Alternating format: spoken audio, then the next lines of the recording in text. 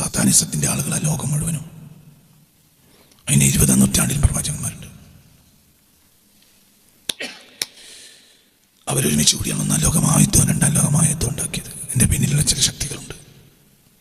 American ബ്രിട്ടനും ഒരു നിലക്ക് നിരപരാധികളാണ്, അല്ലെങ്കിൽ താല്പര്യം വേറെ, അതൊക്കെ വേറെ വിഷയങ്ങളാണ്. ഞാനൊന്നും തമാശ പറയില്ല. അത് എല്ലാ കാലത്തുണ്ട്, എല്ലാ കാലത്തുണ്ട്, എല്ലാ കാലത്തുണ്ട്. 20-ാം നൂറ്റാണ്ടിൽ അതിശക്തരാണ്. 20-ാം നൂറ്റാണ്ടിൽ അത് അതിശക്തരാണ്. പർവ്വതാരോഹകരിൽ നല്ലൊരു ശതമാനവും പിശാചിനെ തേടിപ്പോയതാണ്. പിന്നെ അവർ അവാർഡ് വാങ്ങി. ഇത് ഞാൻ ഒരു ചെറിയ ഒരു വാക്ക് ഇങ്ങനെ പുറത്ത് കിട്ടലാണ്, അത്രയേ ഉള്ളൂ. അതൊന്നല്ല സത്യം. പർവ്വതാരോഹകർ മുഴുവനും പിശാചിനെ തേടിപ്പോയത്. മുഴുവൻ പറഞ്ഞാൽ വലിയൊരു ശതമാനവും. മുഴുവൻ എന്ന് പറയാൻ എനിക്ക് ബുദ്ധിയാണ്, പിന്നെ അതിന് പ്രശ്നം ഉണ്ടാവാതിരിക്കാൻ വേണ്ടി വലിയ ശതമാനം പറയുകയാണ്. പിശാചിനെ തേടിപ്പോയത്. അവർക്ക് പിശാചുമായി സംസാരിക്കാൻ കഴിയും. ഒരു പ്രത്യേക അവസ്ഥയിലെത്തിയാൽ രാത്രി അവർ പർവ്വതത്തിന് മുകളിൽ താമസിക്കും, പിശാച് അവരോട് സംസാരിക്കും. യൂറോപ്പിൻ്റെ ചിന്താഗതികൾ മുഴുവനും ഒരു കണ്ടന്റ് അവർക്ക് കിട്ടിയില്ല.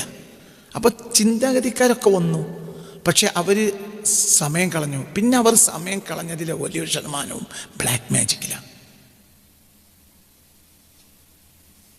ബ്ലാക്ക് മാജിക്കിൽ സമയം കളഞ്ഞു.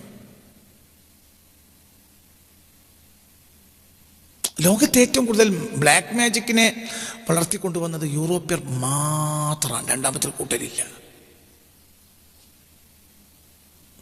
അതിൻ്റെ അടിസ്ഥാനത്തിലാണ് സത്യത്തിൽ കെമിസ്ട്രി പോലും വന്നത്. എന്തിനാണ് കെമിസ്ട്രി വന്നത്?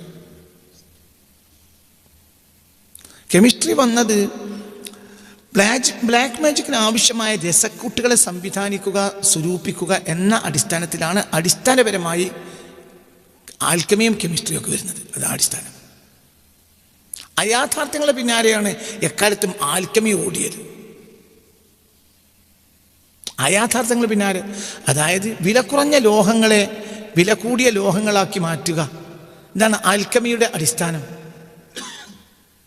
അത് അയാഥാർത്ഥ്യമാണ്. എന്നൊക്കെ പറഞ്ഞത് മനസ്സിലായില്ലേ? ഇതിൻ്റെ രസക്കൂട്ടുകൾ കണ്ടുപിടിക്കുക, അതിൻ്റെ വകഭേദങ്ങളാണ് പിന്നീട് എന്തായി മാറിയത്? ബ്ലാക്ക് മാജിക്കായി മാറിയത്. കെമിസ്ട്രിയുടെ അടിസ്ഥാനം ബ്ലാക്ക് മാജിക്കാണ്. ഇഷ്ടം പോലെ പഠനങ്ങളുണ്ട് ഈ വിഷയത്തിൽ, വെറുതെ പറയല്ല. കെമിസ്ട്രിയുടെ അടിസ്ഥാനം ബ്ലാക്ക് മാജിക്കാണ്. സത്യത്തിൽ ബ്ലാക്ക് മാജിക്കിനെ ആധുനിക ശാസ്ത്രമാണ് താലോലിച്ചിട്ടുള്ളത്. അത് മുഴുവനും, അതിൻ്റെ ഊടും പാവും കൊടുത്തത് മുഴുവനും യൂറോപ്പാണ്. ഏഷ്യൻ ആഫ്രിക്കൻ രാജ്യങ്ങളല്ല. ഏഷ്യൻ ആഫ്രിക്കൻ രാജ്യങ്ങൾക്ക് ഒരു കാലത്തും കണ്ടന്റുകൾക്ക് ദൗർലഭ്യത ഉണ്ടായിട്ടില്ല. എന്തുകൊണ്ട്? പ്രവാചകന്മാരെ മണ്ണാണ്. അപ്പോൾ അവർക്ക് ഒരു കമ്മി ഉണ്ടാവില്ല. മനസ്സിലാവേണ്ട പറഞ്ഞത്, അതിലേക്ക് ഒരിക്കലും യൂറോപ്പ് വന്നതുമില്ല. യൂറോപ്പിനെ സംബന്ധിച്ചിടത്തോളം ലാ യകാദൂന യഫ്ഖഹൂന ഖൗല, ലാ യകാദൂന യഫ്ഖഹൂന ഖൗല, ലാ യഫ്ഖഹൂന ഖൗല എന്നല്ല, ലാ യകാദൂന യഫ്ഖഹൂന ഖൗല, ലാ യകാദൂന യഫ്ഖഹൂന ഖൗല. അവർ കാര്യങ്ങളെ മനസ്സിലാക്കാൻ അടുക്കുന്നു പോലുമില്ല. ലാ യഫ്ഖഹൂന ഖൗല എന്ന് പറഞ്ഞാൽ അവർ മനസ്സിലാക്കുന്നില്ല എന്നാണ് അർത്ഥം. ലാ യകാദൂന യഫ്ഖഹൂന ഖൗല എന്ന് പറഞ്ഞാൽ ചാൻസും ഇല്ല, അടുക്കുന്നു പോലും ഇല്ല.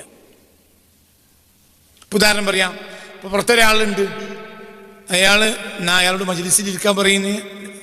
പിന്നെ ഞങ്ങളോട് പറഞ്ഞു, നിങ്ങൾ പോയി സംസാരിച്ചു. അപ്പോൾ അയാൾ ഞാൻ വരാം, ഞാൻ വന്നിരിക്കാം, ഞാൻ അയാളൊക്കെ നോക്കുകയാണ്, ഞാൻ വന്നിരിക്കാം എന്നാൽ പറഞ്ഞാൽ അയാൾ ഇപ്പോൾ ഇരിക്കുന്നില്ല, എന്നാൽ ഇരിക്കും എന്നാണ്. അതേസമയത്ത് അയാൾ ഒരിക്കലും തയ്യാറായില്ലെങ്കിൽ എന്താ പറയാ? ലാ യകാദു അൻ യജ്ലിസ, ഇരിക്കാൻ അടുക്കുന്നുമില്ല. ലാ യകാദൂന യഫ്ഖഹൂന ഖൗല. മനസ്സിലാവേണ്ടി പറഞ്ഞ കൊക്കേഷ്യൻസിനെ പറ്റിയാണ് പറഞ്ഞത്. കൊക്കേഷ്യൻസ് ആണ് ഏത് കാലഘട്ടത്തിലും ലോകത്തെ കൊള്ളക്കാർ. കൊക്കേഷ്യൻസ് ആണ്. അവർ ഹോമോസാപ്പിയൻസേ അല്ല, അവർ ഹോമോ എറക്ടസ് ആണ്. അതുകൊണ്ട് അവരുടെ ജീന് തന്നെ വേറെയാണ്, നമ്മുടെ ജീനല്ല. ഈ അടുത്ത കാലഘട്ടത്തിൽ വന്ന ചില പഠനങ്ങൾ അവരിൽ ആനിമൽ കണ്ടന്റ് കൂടുതലാണ് എന്നാണ്. അങ്ങനെ വരുമ്പോൾ ചില വസ്തുതകളിലേക്ക് നമ്മൾ ചെന്നെത്തേണ്ടി വരും. ഞാൻ പിന്നെ പറയും. ഒരു നിലക്ക് ഇപ്പൊ പറയാനായില്ല, പറഞ്ഞാൽ നിങ്ങൾ എന്നിട്ടോളും. പറയും ഇൻഷാ അല്ലാഹ്. ചില സത്യങ്ങൾ പിന്നീട് നമുക്ക് ബോധ്യപ്പെടുന്ന മനസ്സിലാക്കണം ഇൻഷാ അല്ലാഹ്. എന്തോ ഒരു സംഭവം ഉണ്ടതിൽ. അപ്പൊ എന്താ പറഞ്ഞ മനസ്സിലായില്ലേ? അതായത് കവികൾക്ക് ഏത് കാലഘട്ടത്തിലും എന്താ സംഭവിച്ചത്? കവികൾ ഇപ്പൊ സബഉൽ മുഅല്ലഖാത്തിൽ ഒരു ധർമ്മം എഴുതി വെച്ചിട്ടില്ല. 7 സുവർണ ഗീതങ്ങളാണ്. അതിനെ വെല്ലാനുള്ള കവിതകൾ ഇന്ന് വരെ വിരചിതമായിട്ടില്ല. കഅബാലയത്തിൽ കെട്ടിത്തൂക്കി 7 സുവർണ സബഉൽ മുഅല്ലഖാത്ത്, 7 സുവർണ ഗീതങ്ങൾ. അതിൽ ഇതാണ് പറഞ്ഞത്, ഖിഫാ നിങ്ങൾ നിൽക്കുവീൻ നബുക്കി ഖിഫാ നബുക്കി മിൻ ദിക്റാ ഹബീബ്, എൻ്റെ കാമുകിയെ ഓർത്തുകൊണ്ട് അല്പനേരം നിൽക്കി. ഒരു നൂറ്റാണ്ടായിട്ടില്ല, 60 വർഷം മുമ്പ് നബിയുടെ സ്വല്ലല്ലാഹു അലൈഹി വസല്ലം. ആ ഒരു കാലഘട്ടത്താണ് ആ കവിതയുടെ ഒരു വല്ലാത്ത കാലഘട്ടമാണ്. ഭാഷ കൊണ്ട് അങ്ങോട്ടും ഇങ്ങോട്ടും അടിച്ചു. അതേസമയത്ത് കണ്ടന്റ് ഒന്നുമില്ല. ചില പ്രഭാഷണങ്ങളുമില്ലേ, മനസ്സിലായില്ല. അപ്പം നമ്മൾ ചില നല്ല ഭംഗിയുള്ള പ്രഭാഷണങ്ങൾ കേൾക്കും. 2 മണിക്കൂർ 3 മണിക്കൂർ പ്രസംഗിച്ചത് എന്താണ് അയാൾ പറഞ്ഞതെന്ന് നമുക്ക് പറയാൻ കഴിയില്ല. 10 മിനിറ്റിന്റെ കണ്ടന്റ് അത്ര ഉണ്ടാവുള്ളൂ. പക്ഷെ 3 മണിക്കൂർ ഇങ്ങനെ അലക്കും. അത് നമുക്ക് വല്ലാത്തൊരു സ്വരഭംഗി നൽകും. പക്ഷെ ഒന്നും ഉണ്ടാവില്ല. മനസ്സിലായില്ല? ചിന്തിക്കുക. ഒരു പുതിയ ലോകം അങ്ങനെയാണ്. വെറും സ്വരഭംഗി, അതിനപ്പുറം ഒന്നുമില്ല. ഒരു കണ്ടന്റ് അതിലില്ല. ഇതന്നെ സബഉൽ മുഅല്ലഖാത്തും. പിന്നെ അതിലുള്ളത് എന്താണ്? വൈകാരികമായ തൃഷ്ണകൾ, സ്ത്രൈണാഭിനിവേശങ്ങൾ. പുരുഷനെങ്ങനെ പൊക്കുക, പുരുഷനെങ്ങനെ വല്ലാത്തൊരു എന്താ പറയുക, അഭിനിവേശത്തിന്റെ ഒരു അതീന്ദ്രിയ ഭാവത്തിലേക്ക് അവനെ കൊണ്ടുപോവുക. അവരെ മുടിക്കെട്ടും അവരെ കാര്യം.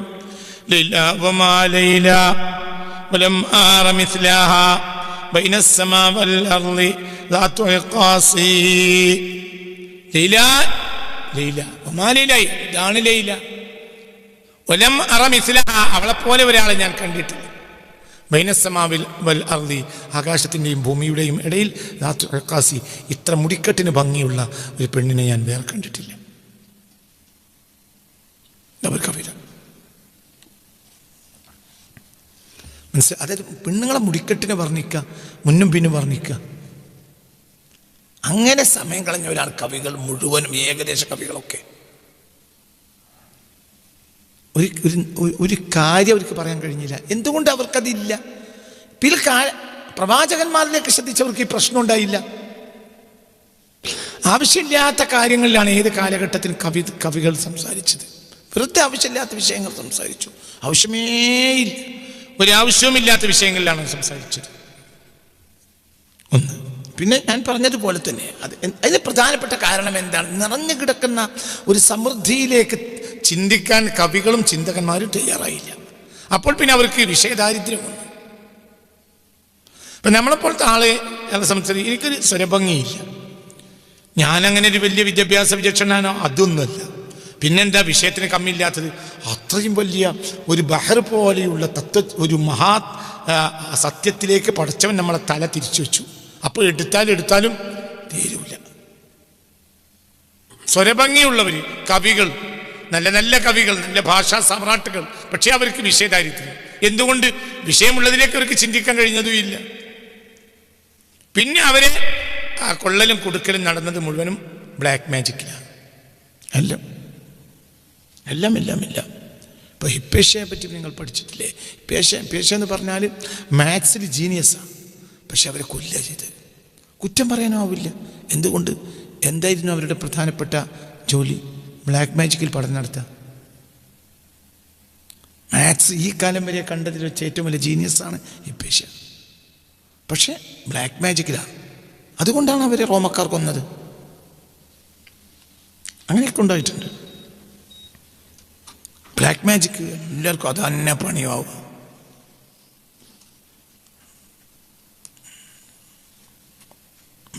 നിയോപ്ലാറ്റോണിസം മുഴുവനും വന്നത് ബ്ലാക്ക് മാജിക്കിനെ സമുദ്ധരിക്കുക എന്നത് മാത്രമായിരുന്നു അതിൻ്റെയൊക്കെ പിന്നിലുള്ള ലക്ഷ്യം. അതിന് വീണ്ടും ആളുകൾ വന്നിട്ടുണ്ട് ചരിത്രത്തിൽ. 20-ാം നൂറ്റാണ്ടിൽ പോലും ബ്ലാക്ക് മാജിക്കിന് പ്രവാചകനുണ്ട്. ഞാൻ പുസ്തകം എഴുതി കഴിഞ്ഞിട്ടുണ്ട്, പുറത്തിറക്കം പഠിച്ചിട്ടിരിക്കുക. അവർക്ക് വേദഗ്രന്ഥമുണ്ട്, 20-ാം നൂറ്റാണ്ടിൽ അവതരിച്ച വേദഗ്രന്ഥമുണ്ട്. എന്താ പറഞ്ഞു പോയത്? എന്താ ഞാൻ പറഞ്ഞു? എന്താ പറഞ്ഞോയോ? എന്താ പറഞ്ഞേ? ഞാനത് പഠിച്ചതാ, എഴുതിച്ചിട്ടുണ്ട്. ഇനി പ്രസ്സിൽ കൊടുക്കാൻ വേണ്ടു. വേദഗ്രന്ഥം തന്നാൽ അവർക്ക് വേദഗ്രന്ഥം, പിശാച് കൊടുക്കുന്ന ഗ്രന്ഥം. പിശാചിനാൽ കിട്ടിയ വേദഗ്രന്ഥം എന്ന് പറയാൻ പറ്റില്ലെങ്കിൽ ഗ്രന്ഥം, ഒരു വേദഗ്രന്ഥത്തിന് സമാനമായ ഗ്രന്ഥം. 20-ാം നൂറ്റാണ്ടിലും അവർക്ക് പ്രവാചകൻ വന്നിട്ടുണ്ട്. അതിനാണ് സാത്താനിസം എന്ന് പറയാം. സാത്താനിസത്തിന്റെ ആളുകൾ ആ ലോകം മുഴുവനും. അതിന് 20-ാം നൂറ്റാണ്ടിലും പ്രവാചകന്മാരുണ്ട്. അവരൊരുമിച്ച് കൂടിയാണ് 1-ാം ലോകമായുദ്ധവും 2-ാം ലോകമായുദ്ധവും ഉണ്ടാക്കിയത്. എൻ്റെ പിന്നിലുള്ള ചില ശക്തികളുണ്ട്. അമേരിക്കൻ ബ്രിട്ടനും ഒരു നിലക്ക് നിരപരാധികളാണ്. അല്ലെങ്കിൽ താല്പര്യം വേറെയാണ്. അതൊക്കെ വേറെ വിഷയങ്ങളാണ്. ഞാനതൊന്നും തമാശ പറയല്ല. അത് എല്ലാ കാലത്തുണ്ട്. 20-ാം നൂറ്റാണ്ടിൽ അതിശക്തരാണ്. പർവ്വതാരോഹകരിൽ നല്ലൊരു ശതമാനവും പിശാചിനെ തേടിപ്പോയതാണ്. പിന്നെ അവർ അവാർഡ് വാങ്ങി. ഇത് ഞാൻ ഒരു ചെറിയ വാക്ക് ഇങ്ങനെ പുറത്ത് കിട്ടലാണ്, അത്രയേ ഉള്ളൂ. അതൊന്നല്ല സത്യം. പർവ്വതാരോഹകർ മുഴുവനും പിശാചിനെ തേടിപ്പോയത്. മുഴുവൻ എന്ന് പറഞ്ഞാൽ വലിയൊരു ശതമാനവും. മുഴുവൻ എന്ന് പറയാൻ എനിക്ക് ബുദ്ധിയാണ്, പിന്നെ അതിന് പ്രശ്നം ഉണ്ടാവാതിരിക്കാൻ വേണ്ടി വലിയ ശതമാനം പറയുകയാണ്. പിശാചിനെ തേടിപ്പോയത്. അവർക്ക് പിശാചുമായി സംസാരിക്കാൻ കഴിയും. ഒരു പ്രത്യേക അവസ്ഥയിലെത്തിയാൽ രാത്രി അവർ പർവ്വതത്തിന് മുകളിൽ താമസിക്കും. പിശാച് അവരോട് സംസാരിക്കും. എപ്പോഴും അങ്ങനെയാണ്. സീ ലെവലിൽ നിന്ന് കുറച്ചും കൂടി പൊങ്ങുക, അല്ലെങ്കിൽ സീ ലെവലിൽ നിന്ന് കുറച്ചും കൂടി താഴുക. ഈ അവസ്ഥയിലാണ് പിശാചിന്റെ കമ്മ്യൂണിക്കേഷൻസ് ഉണ്ടാവുക. നിങ്ങൾ എൻ്റെ കൂടെ ഇല്ല. സീ ലെവലിലല്ല ഉണ്ടാവുക. സീ ലെവലിൽ പിശാചിന്റെ ഉപദ്രവം ഉണ്ടാവുക. സീ ലെവലിൽ നിലേ അങ്ങോട്ട് പൊങ്ങണം. എത്ര പൊങ്ങിയോ അതിനനുസരിച്ച് ഭൂമിയുടെ ഏതെങ്കിലും ഒന്നിനോട് ടച്ച് ചെയ്താൽ മതി. ആ സാഹചര്യത്തിൽ ഇവന് പൈശാചിക ബോധം ഉണ്ടാവും. പിശാചിൻ്റെ ബോധനം സീ ലെവലിന് അടിയിലേക്കും വരും. അതാണ് ഈ മധ്യ നിലപാടിൻ്റെ ഗുണം. മേലക്ക് പൊങ്ങിയാലുണ്ടാവും, താഴത്തേക്ക് ഉണ്ടാവും.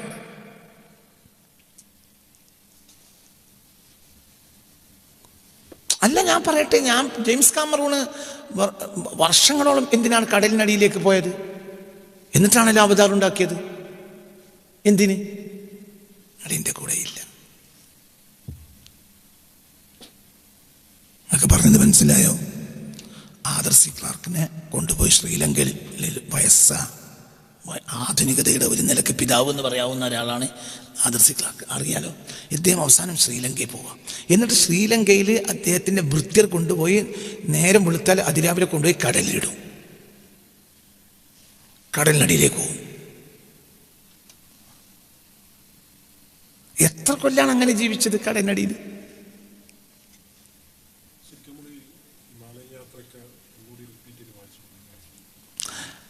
പുതിയ വായന വായിക്കേണ്ടതുണ്ട്. റബ്ബ് സഹായിച്ചാൽ ഞാൻ ആ പുസ്തകം പുറത്തേക്ക് കൊണ്ടുവരും. ഞാനത് ചെറിയ വാക്ക് പറയല്ല. പിന്നെ നിങ്ങൾക്ക് ഞാൻ ഈ പറഞ്ഞ ചില സമയത്ത് അങ്ങനെ മനസ്സിലാവില്ല. അതിന് മനസ്സിലാകാതിരിക്കാനുള്ളൊരു കാരണം എന്താണെന്ന് വെച്ചാൽ അത് ഒരു പഠനത്തിൻ്റെ വ്യത്യാസമാണ്. ഇപ്പം ഞാൻ പറയട്ടെ, പർവ്വതാരോഹകർ പിശാചിനെ തേടിപ്പോയതാന്ന് പറഞ്ഞാൽ ഞങ്ങൾ വിശ്വസിക്കൂ? പർവ്വതാരോഹണത്തിൻ്റെ മുഴുവനും അടിസ്ഥാനം പിശാചാണ്. കടലിനടിയിലേക്ക് ഇറങ്ങി ജീവിച്ചവരുണ്ട്, അതിൻ്റെ അടിസ്ഥാനം പിശാചാണ്. എല്ലാവരും അല്ല, ഒരു എൻജോയ്മെൻറ്റിന് വേണ്ടി പോയവരുണ്ടാവാം. ചിലപ്പോൾ അവരെയും പിശാച് ബാധിച്ചിട്ടുണ്ടാവും. വെള്ളത്തിൻ്റെ അടിയിൽ നിന്ന് ഉത്ഭവിച്ചതാണ് അവതാർ, ജെയിംസ് കാമറൂണിൻ്റെ. ഇന്ന് നമ്മുടെ ആധുനിക 21-ാം നൂറ്റാണ്ടിൽ ഒരു ജീനിയസ് എന്ന് പറയാവുന്ന ഡയറക്ടർ ലോകത്തുള്ളത് ജെയിംസ് കാമറൂണാണ്. എന്താണ് അയാൾക്ക് കടലിനടിയിൽ ഇത്ര വലിയ വിഷയം? വയസ്സൻ തൊണ്ടനായിട്ടാണ് ആദർ സി ക്ലാർക്കിനെ കൊണ്ടുപോയിട്ട് കടലിലിടുന്നത്. കടലിനടിയിലേക്ക് പോവാം.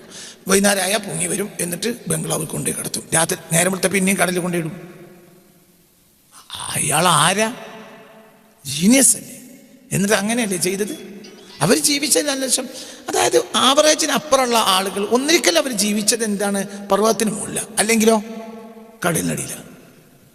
അതായത് സീ ലെവലിൽ നിന്ന് പൊങ്ങിയാലും പിശാച് ബന്ധം കൂടും, സീ ലെവലിൽ നിന്ന് ഇറങ്ങിയാലും പിശാച് ബന്ധം കൂടും. ജീവിതത്തിൽ ഒരിക്കൽ പോലും കടലിൽ യാത്ര ചെയ്തിട്ടില്ല മുഹമ്മദ് മുസ്തഫ. ജീവിതത്തിൽ ഒരിക്കൽ പോലും കടലിൽ ഇറങ്ങിയിട്ടില്ല, ജീവിതത്തിൽ ഒരിക്കൽ പോലും. വൈ? വമാ അർസൽനാക ഇല്ലാ റഹ്മത്തൻ ലിൽ ആലമീൻ.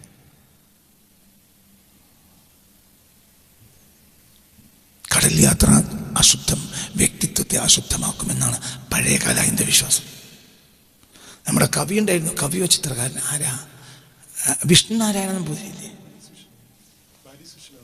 അല്ലല്ല, വിഷ്ണു നാരായണ നമ്പൂതിരി കവിയല്ലേ? വിഷ്ണു നാരായണ നമ്പൂതിരി അദ്ദേഹത്തിന് ഒരു എനിക്ക് തോന്നുന്നൊരു 10-20 കൊല്ലം മുമ്പാണ് ആ ചർച്ച വരുന്നത്. അദ്ദേഹം ബ്രിട്ടനിലേക്ക് പോയി തിരിച്ചു വന്നപ്പോൾ അദ്ദേഹത്തിന് അവരുടെ ക്ഷേത്രത്തിലുള്ള ജോലി നഷ്ടപ്പെട്ടു.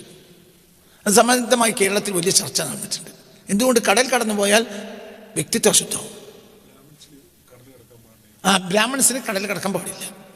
നമ്മൾ ഇതിനെ കളിയാക്കണ്ട, അതിനും പിന്നിൽ എന്തെങ്കിലും ഒന്നുണ്ടാവും. പോകണ്ടെന്നൊന്നും ഇവിടെ വാദമില്ല, എന്നൊന്നുമില്ല. ഞാൻ അതിൻ്റെ പിന്നിൽ കൂട്ടിക്കെട്ടണ്ട. പക്ഷെ അതേ സമയത്ത് എന്തോ സംതിങ് റോങ്.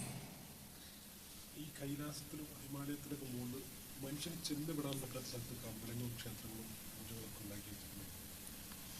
രാജൻ കാക്കനാടന് ഹിമാലയ യാത്ര നടത്തിയ അത്ഭുതം. മനുഷ്യൻ പോകാൻ കഴിയില്ല, പക്ഷെ അവിടെ കാര്യം വളരെ ചിന്തിക്കണം. ഇതിലൊക്കെ ചിന്തിക്കാൻ ധാരാളമുണ്ട്. നിങ്ങൾ വിചാരിക്കുന്ന എൻ്റെ മനുഷ്യനൊക്കെ നന്നായിരുന്നില്ല. ഒരിക്കലും മനുഷ്യൻ നന്നായില്ല. മനുഷ്യൻ നന്നാവില്ല, മനുഷ്യൻ നന്നാവുകയില്ല ഒരിക്കലും. മനുഷ്യൻ എത്ര പുരോഗതിയിലേക്ക് പോകുന്നു അത്ര അവൻ അധോഗതിയിലേക്ക് പോകും. അവനെ ചിന്തയെ നശിപ്പിക്കും. എന്താണ് ഈ അവതാർ എന്നൊരു ഫിലിമിന്റെ message? What is the message of Avatar? എന്തായാലും മെസ്സേജ് എന്തായാലും നമുക്ക് പഠിക്കാനുള്ളത്? എന്താണ് അതിൻ്റെ മെസ്സേജ്? എന്താണ് അതിൻ്റെ മെസ്സേജ് പറയുന്നത്? അവതാർ എന്നതിൻ്റെ മെസ്സേജ് എന്താണ്? നിങ്ങൾക്കൊരു മെസ്സേജ് വേണ്ടേ? ഒരു കലയെന്നൊരു മെസ്സേജ് വേണ്ടേ? ഒരു കവിതയിൽ നിന്നൊരു മെസ്സേജ് വേണ്ടേ?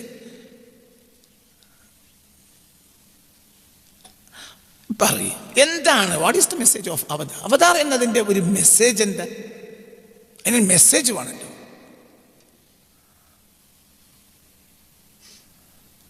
എന്താ മെസ്സേജ്? മെസ്സേജ് നമുക്ക് അപ്രാപ്യമായ ഒരു ലോകത്തേക്ക് നമ്മുടെ ആത്മാവിനെ കണക്ട് ചെയ്യുക. ഇതാരുടെ പണിയാണ്? ഇത് മനുഷ്യൻ്റെ പണിയല്ല.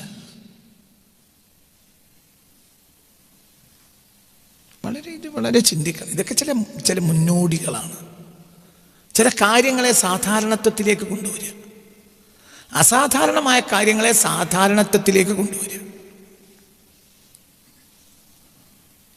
ചില സമയങ്ങൾ, ചില സ്ഥലങ്ങളിൽ അവിടെയൊക്കെ പിശാച് പെട്ടെന്ന് വരും. ചില സമയങ്ങൾ, ചില സ്ഥലങ്ങൾ അങ്ങനെയാണ്. ഈ ഒരു മൊബൈലേ സത്യത്തിൽ പിശാചിൻ്റെ ഒരു ഉപകരണമാണ്. പക്ഷേ ആ സമയത്ത് മൊബൈൽ കളിക്കാൻ പാടില്ല. ഒരു സാധാരണത്വത്തിന് അപ്പുറമുള്ള ചില മെസ്സേജുകൾ നിങ്ങൾ ആ സമയത്ത് ക്യാച്ച് ചെയ്യേണ്ടി വരും. അത് നിങ്ങളെ പിശാച് ബാധക്കും. മെസ്സേജ് മൊബൈൽ നോക്കിയാൽ പോലും പിശാച് കയറും. അങ്ങനെയൊക്കെ സംഭവിക്കും. അതൊക്കെ വളരെ അല്ലാഹുവിനെ പേടിച്ചോളൂ. അങ്ങനെയൊക്കെ സംഭവിക്കും.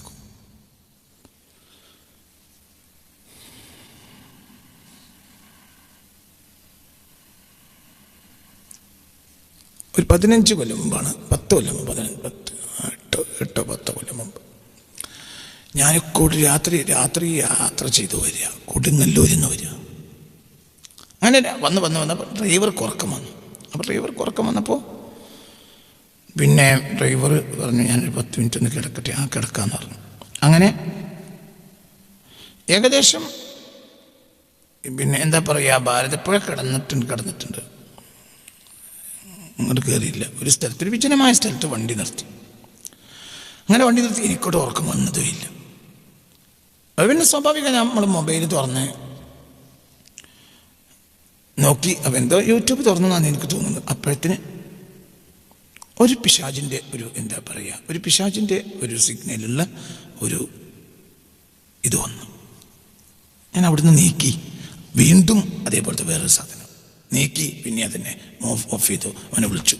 കുറച്ചുകൂടി മുന്നോട്ട് പോകാമെന്നു. അവിടുന്ന് പോയി.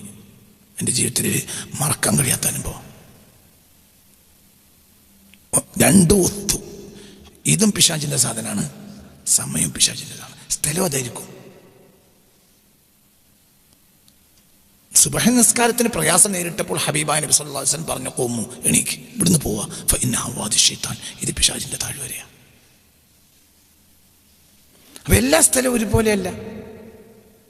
താഴ്വര എന്ന വാക്കാണ് പ്രയോഗിച്ചത്. അങ്ങനെ പ്രയോഗിച്ചതും അങ്ങനെയാണ്. ഞാനിന്ന് തൽക്കാലങ്ങളൊരു കുന്നിൻ്റെ മുകളിൽ കയറിയോ പാർക്കലോ ഒന്നല്ല. മനുഷ്യന് സ്പർശമില്ലാത്ത വിജനമായ പർവ്വതത്തിൻ്റെ മുകളിലേക്ക് പോവുക. മനുഷ്യന് ആവശ്യമില്ലാത്ത ഒരവസ്ഥയിലേക്ക്, വെള്ളത്തിലേക്ക് താഴെയിറങ്ങുക. പിന്നെ വെള്ളം ഒരു ആവശ്യത്തിനല്ലാതെ ഉപയോഗിക്കാൻ പാടില്ല. വെള്ളത്തിൽ ഇറങ്ങേണ്ട ആവശ്യമില്ല. അപ്പോൾ പിന്നെ അവിടെ സ്വാധീനിക്കുന്നത് മനസ്സിലായില്ല. ഹബീബായ നബി പറഞ്ഞില്ലേ, ഇന്ന ഫിൽ മാഇ ലശൈത്വാനൻ, വെള്ളത്തിൽ പിശാചുണ്ട്, വെള്ളത്തിൽ പിശാചുണ്ട്. യുഖാലു ലഹു വലഹാൻ, വലഹാൻ എന്നാണ് ആ പിശാചിൻ്റെ പേര്. സൂക്ഷിക്കണം, വെള്ളം അമിതമായി ഉപയോഗിക്കരുത്. സാധാരണ പോലും വെള്ളം അമിതമായി ഉപയോഗിക്കാൻ പാടില്ല. എന്തുകൊണ്ട്? ഒരു പൈശാചിക സ്വാധീനം ഉണ്ടാവും. വലാത്തു സിരിഫിൽ മാ, വെള്ളത്തിൽ അമിതമായി നിങ്ങൾ ഉപയോഗിക്കരുത് എന്ന് പറഞ്ഞ് വെള്ളം നഷ്ടപ്പെടും എന്നതുകൊണ്ട് മാത്രമല്ല, അത് നമ്മുടെ ഭൗതിക വായനയാണ്. ഇനി അതിനപ്പുറത്തൊരു സ്പിരിച്വൽ വായനയുണ്ടാവും. പിശാചിന്റെ സാധനമാണിത്. പിശാച് വല്ലാതെ ബന്ധപ്പെടുന്ന സാധനമാണ് എന്ത്? വെള്ളം.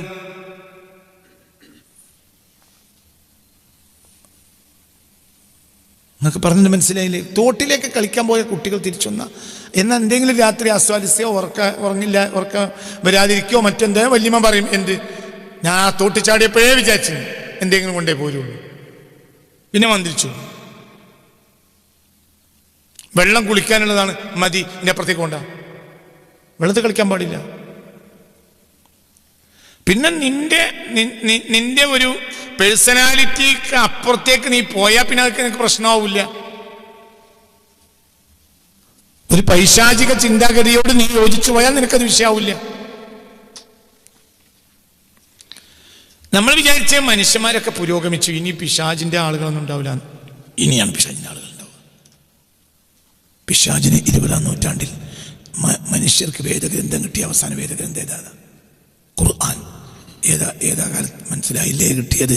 അതെന്നാ കിട്ടിയത്? 1400 ചില്ലാനം കൊല്ലങ്ങൾക്ക് മുമ്പ് പിശാചിന്റെ വേദഗ്രന്ഥം 20-ാം നൂറ്റാണ്ടിൽ ഉണ്ടായിട്ടുണ്ട്. 20-ാം നൂറ്റാണ്ടിൽ പിശാചിന്റെ വേദഗ്രന്ഥം ഇറങ്ങിയിട്ടുണ്ട്. ഞാൻ കണ്ടിട്ടുണ്ട്. ഞാൻ അതിനെക്കുറിച്ച് പഠനം നടത്തിയിട്ടുണ്ട്. ഇപ്പം പറഞ്ഞിട്ട് നിങ്ങൾ ഞെട്ടിച്ചാടി കിടക്കുകയാണ്. പിന്നെ ബാക്കി ഞങ്ങൾ എങ്ങനോട് പറയാം? ഞാനിത് വെറുതെ പറയല്ല, സത്യം. എൻ്റെ വായാണ് തുറന്നങ്ങൾ നിങ്ങളാപ്പം ആ വാർത്താനങ്ങൾ നിർത്തും. അത്രയും ഞാൻ പഠിച്ചിട്ടുണ്ട് ആ വിഷയം. പക്ഷെ പറയാൻ പറ്റൂല. എന്തുകൊണ്ട്? ജനങ്ങളെ ബുദ്ധി പാകപ്പെട്ടിട്ടില്ല. ഞാൻ അപ്പം നിങ്ങളോട് പറഞ്ഞല്ലോ, കെമിസ്ട്രി. എന്താ കെമിസ്ട്രി അടിസ്ഥാനം? സിഹറിന് വേണ്ടി മാത്രം ഉണ്ടാക്കിയ ശാസ്ത്രമാണ് കെമിസ്ട്രി. ലോകം കണ്ട ഒരു മാത്തമാറ്റിക്സിയെ കൊല്ലുന്നതിൻ്റെ പിന്നിൽ എന്താ പ്രവർത്തിച്ച, എന്താ കാരണം? സാഹിറത്തായിരുന്നു, കൂടോത്രം ആയിരുന്നു അവരെ ജോലി. അവർ ലോകം ഇക്കാലം വരെ കണ്ടതിലേറ്റ് മാത്സിലെ ഏറ്റവും വലിയ ജീനിയസാണ് അവരെ കൊന്നത്. എന്നിട്ട് റോമക്കാർ എന്തിൻ്റെ പിന്നാലെ പോയി? സിഹറിൻ്റെ പിന്നാലെ പോവുകയും ചെയ്തു. ഞാൻ നിങ്ങളോട് പറഞ്ഞില്ലേ ഇപ്പം അവതാർ, അതുപോലത്തെ സിനിമകൾ പോലും കാണരുത്. ഞാൻ വിവാദം ഉണ്ടാക്കാൻ തന്നെ അപ്പം പറഞ്ഞില്ല. അവതാർ അങ്ങനത്തെ സിനിമകൾ കാണരുത്. ബാക്കിയുള്ള സിനിമ കാണാൻ പറ്റും മൂല്യം. അടുത്ത ചോദ്യം ഉണ്ടാകുക, ഞാൻ മറ്റ് സിനിമകൾ പോലെയല്ല, സിനിമകൾക്ക് ഒന്നും കാണരുത്. പക്ഷെ ഞാൻ ഭൗതിക സമൂഹത്തോട് പറയാണ്. ഇപ്പം സിനിമകളൊക്കെ കണ്ട് നടക്കുന്നൊരു കൂട്ടർ ഇവിടെ ഉണ്ടല്ലോ, അവരോടാണ് ഈ പറഞ്ഞത്. അല്ല നിങ്ങൾ ഈ തൊപ്പി വെച്ച ആളുകൾ നിങ്ങൾ ബാക്കിയുള്ളതൊക്കെ കണ്ടോളുന്നല്ല ഞാൻ ഈ പറഞ്ഞതിൻ്റെ അർത്ഥം. പൈശാചിക സ്വാധീനം ഉണ്ടാവും. കാരണം പിശാചിൻ്റെ സ്വാധീനത്തിൽ മാത്രമാണ് ഉണ്ടാക്കിയിട്ടുള്ളത്. അതിനൊരു മെസ്സേജും ഇല്ലല്ലോ. അതൊക്കെ സൂക്ഷിക്കണം, വളരെ സൂക്ഷിക്കണം. ഇത് തന്നെ ആവശ്യത്തിന് അപ്പുറം ഉപയോഗിച്ചാൽ പിശാച് സ്വാധീനം ഉണ്ടാവും. അല്ല, ഞാനൊരു കാര്യം പറഞ്ഞല്ലോ, ഇപ്പോൾ ഫോൺ അഡിക്ഷൻ ഒരു രോഗമാണല്ലോ. Phone addiction രോഗമല്ലേ? ഈ രോഗത്തിൻ്റെ ബാഹ്യ എന്താ? ഈ രോഗത്തിൻ്റെ ബാഹ്യ ലക്ഷണം എന്താ? ഫോണ് കിട്ടിയിട്ടില്ലെങ്കിൽ വേറെ അനുഭവപ്പെടും. പിശാചബാധ ഉണ്ടായ എന്താ ഉണ്ടാവുക? വേറെ അനുഭവപ്പെടും. എന്തെങ്ങൾക്ക് അന്തല്ലാത്ത നിങ്ങൾ ഇന്നെ കളിയാക്കിക്കൊള്ളി. പക്ഷെ നിങ്ങൾക്ക് ഞാൻ പറഞ്ഞ സത്യ, പിശാച് ബാധ ഉണ്ടായാൽ ആയിരക്കണക്കായ കൊല്ലങ്ങളായി പിശാച് ബാധ ഉണ്ടായ വ്യക്തിയിൽ ഉണ്ടാവുന്ന ബാഹ്യ ലക്ഷണമാണ് എന്ത്? വേറ. ഫോൺ അഡിക്ഷനിൽ പെട്ടുപോയൊരു കുട്ടിക്ക് ഫോൺ കിട്ടിയില്ലെങ്കിൽ എന്താ ഉണ്ടാവുക? വേറ അല്ലേ? എന്താ പഠിക്കാത്ത? അപ്പൊ ഇതിന്റെ പിന്നിൽ, രണ്ടിന്റെ പിന്നിൽ പ്രവർത്തിച്ച ആളാരാ? ഒരാള്, അത് ആളാരാ? പിശാച്. അപ്പൊ ഇതൊരു ആധുനിക കാലത്താണ് നമ്മൾ ജീവിക്കുന്നത്. മനസ്സിലായില്ലേ പറഞ്ഞത്? ചെയ്യല നിർവാഹമില്ല. ഓർത്തഡോക്സ് ജൂതന്മാരുടെ നേതാവിനോട് ഈ അടുത്ത കാലത്ത് അവർ ഈ ഉപകരണങ്ങളൊന്നും ഉപയോഗിക്കില്ല. ഓർത്തഡോക്സ് ജൂതന്മാർ അവർ ഇസ്രായേലിലല്ല, ഇസ്രായേലിന് പുറത്താണ്. അതായത് ഇസ്രായേൽ പിശാചിന്റെ രാഷ്ട്രമാണ് അവരുടെ വാദം. ജൂതന്മാരും എല്ലാ ജൂതന്മാരും ആരല്ല, സിയോണിസ്റ്റുകളല്ല, ഓർത്തഡോക്സ് ജൂതന്മാരുണ്ട്. അവര് ഈ ആധുനിക ഉപകരണങ്ങളൊന്നും ഉപയോഗിക്കില്ല. പിന്നെ അവസാനം കാലഘട്ടത്തിൽ അവരെന്ത് ചെയ്തു എന്നറിയോ? ടച്ച് ഫോൺ അല്ലാത്ത സാധാരണ മറ്റേ ഫോൺ ഉപയോഗിക്കാൻ തുടങ്ങി. അപ്പൊ പത്രക്കാരവരോട്, നേതാവിനോട് ചോദിച്ചു, നിങ്ങളത് എന്താ ഇപ്പം അങ്ങനെ ആയത്? അപ്പോൾ പറഞ്ഞു, ഞങ്ങൾ ലാസ്റ്റ് കമ്പാർട്ട്മെന്റിലാണ്. കുടുങ്ങിയാൽ പിന്നെ അത് ചെയ്യേണ്ടി വരും. ഞങ്ങളെപ്പോഴും ലാസ്റ്റ് കമ്പാർട്ട്മെന്റിൽ ഇരിക്കുക ചെയ്യുക. നിങ്ങൾ അതിൻ്റെ അപ്പുറത്തേക്ക് പോയാൽ പിന്നെ ഞങ്ങൾ ഒഴിവാക്കി ഞങ്ങൾ എടുക്കും. ഞങ്ങൾ അഡ്വാൻസ് ചെയ്യൂല. എന്തുകൊണ്ട്? ഞങ്ങൾക്ക് തന്നെ പേടിയാണ്. ബാക്കിൽ അങ്ങനെയുള്ള ആളുകൾ വേറെയുണ്ട് ലോകത്ത്. എന്ത്? ടച്ച് ഫോൺ ഉപയോഗിക്കൂല. മുസ്ലിങ്ങൾ മാത്രമല്ല, മുസ്ലിങ്ങളിലുണ്ട് അല്ലാത്ത ചില നല്ല മനുഷ്യര് ടച്ച് ഫോൺ ഉപയോഗിക്കൂല. എന്തേ ഉള്ളൂ? കീപാഡില്ല, അങ്ങനത്തെ ഫോൺ മാത്രം. അതിൽ വാട്സപ്പോ മറ്റോ ഒന്നുമില്ല. കുടുങ്ങിയാൽ ഉപയോഗിക്കാൻ അത്ര തന്നെ. വളരെ ചിന്തിക്കണം. ആധുനിക ഇതൊരു പിശാചിന്റെ ഉപകരണമാണ്. ഇത് പിശാചിന്റെ ഉപകരണമാണ്. സത്യാണിത്. പിശാചിന്റെ ഉപകരണമാണ് ഇത്. യാതൊരു സംശയം വേണ്ട, പിശാചിന്റെ ഉപകരണം. ഇത് പിശാച പറഞ്ഞു കൊടുത്ത്. പിശാചാണ് ഇതിന്റെ നൂതന വിദ്യകൾ വരെ കൈമാറിയത്. പിശാചായിരിക്കും. ഇതൊന്നല്ല, ഇതിനപ്പുറത്താണ് കാര്യങ്ങളൊക്കെ കിടക്കുന്നത്. ഞാൻ നിങ്ങളോട് പറഞ്ഞില്ലേ, അതായത് മനുഷ്യൻ വെറുക്കുന്ന കാര്യം കൊണ്ടാണ് അവരുടെ തുടക്കം. ഞാൻ പറഞ്ഞു, മെൻസസ് ബ്ലഡിനെ ആധുനിക സൂപ്പർ മാർക്കറ്റുകളിൽ വിൽപ്പന നടത്തുക. ഇത് സർവ്വസാധാരണയാണ്. സൂപ്പർ മാർക്കറ്റിലെ ജോലിക്കാരൻ ഈ പ്രഭാഷണം കഴിഞ്ഞിട്ട് ഒരു പ്രഭാഷണം നടത്തിയിട്ട് സ്കോട്ട്ലൻഡിൽ നിന്ന് എന്നെ വിളിച്ചു പറഞ്ഞു, ഞാൻ ആ സൂപ്പർ മാർക്കറ്റിലുണ്ട്, എൻ്റെ സൂപ്പർ മാർക്കറ്റിലുണ്ട്. മെൻസസ് ബ്ലഡിനെ കവറിലാക്കിയിട്ട് കൊണ്ടുപോയി കൊടുക്കും, വിൽപ്പന നടത്തും. വലിയാണ്. എന്തിനാ മെൻസസ് ബ്ലഡ്? ചരിത്രാതീത കാലം മുതലേ മെൻസസ് ബ്ലഡ് എന്തിനാ ഉപയോഗിച്ചിട്ടില്ല. ആരുപയോഗിച്ച്? ഒരു കൂട്ടർ മാത്രമാണ് മെൻസസ് ബ്ലഡ് ഉപയോഗിച്ചിട്ടുള്ളത്. മെൻസസ് ബ്ലഡ് ആവശ്യമായ ഒരൊറ്റ കാര്യം ലോകത്തുള്ളൂ, വേറെ ഒന്നിനുമില്ല. അതെന്താ? ബ്ലാക്ക് മാജിക്, സിഹർ. അല്ലെന്തിനാ മെൻസസ് ബ്ലഡ്? ആ മെൻസസ് ബ്ലഡ് നല്ല പോളിത്തീൻ കവറിലാക്കിയിട്ട് സൂപ്പർ മാർക്കറ്റിൽ വിൽക്കുന്നു. അപ്പൊ ഇതിന്റെ അർത്ഥം എന്താ? നമ്മുടെ ഭാഷ, നമ്മുടെ സംസ്കാരം, നമ്മുടെ മതം, നമ്മുടെ രീതി, ഇതൊക്കെ എന്തായി മാറി? ബ്ലാക്ക് മാജിക്കായി മാറി, സിഹറായി മാറി.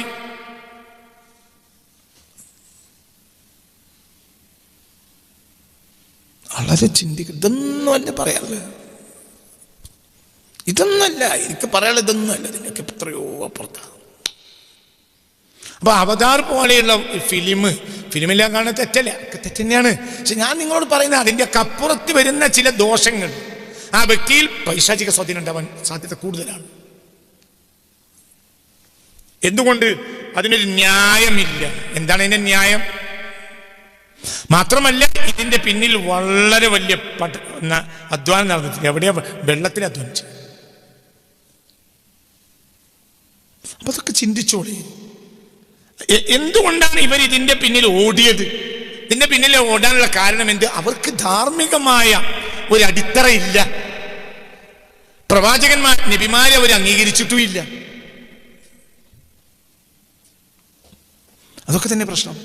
നബിമാരെ അവർ അംഗീകരിച്ചിട്ടേ ഇല്ല.